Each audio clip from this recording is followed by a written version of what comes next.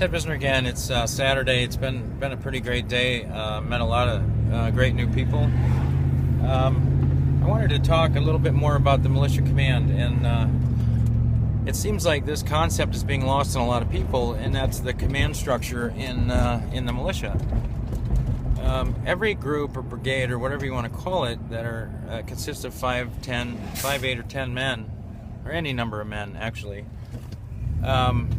has its own command. It has its own commander, and that commander only commands those men. And where that's important is from the standpoint that there is no national commander of the militia. There is no national command structure, and there's no state command structure.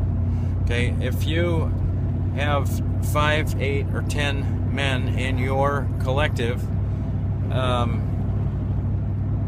that's your militia.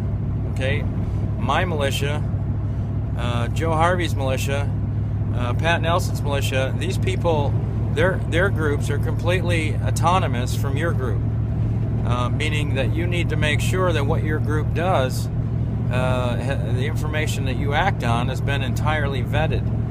Okay, one of the downfalls the militia has always had is that we're perceived as this national army, and that is not accurate at all. It's not even close to accurate.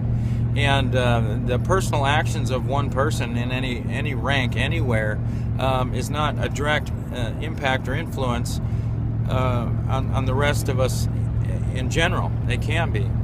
It's like saying the Mount Pleasant police, everything that they do, all police nationwide are responsible for, and that's just silly.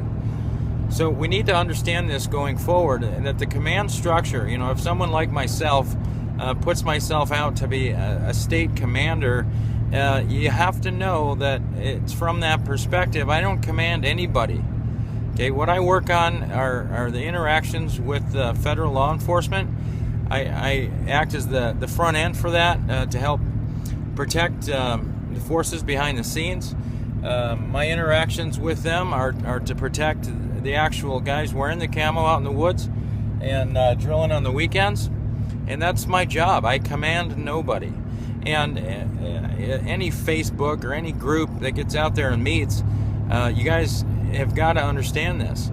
Okay, each brigade is individually commanded, and they follow information that's being put out that one of them, the commander of these little groups, is got to be the man that vets this information, and you follow his orders, not mine and not anybody else's. So it's very important that we know this and live it every single day. We are unique in what we do, and command is from the bottom up. As a stated commander, I don't command anything. What I work on is putting out the correct intel, vetting the sources, and making sure that the intel that we're operating on is all legitimate and constitutional or unconstitutional. And it's interesting. I'm working now with a lot of different groups all over the country to do just that. So bottom up, stay safe, trust your commander or replace him, and start working together. Peace and God bless.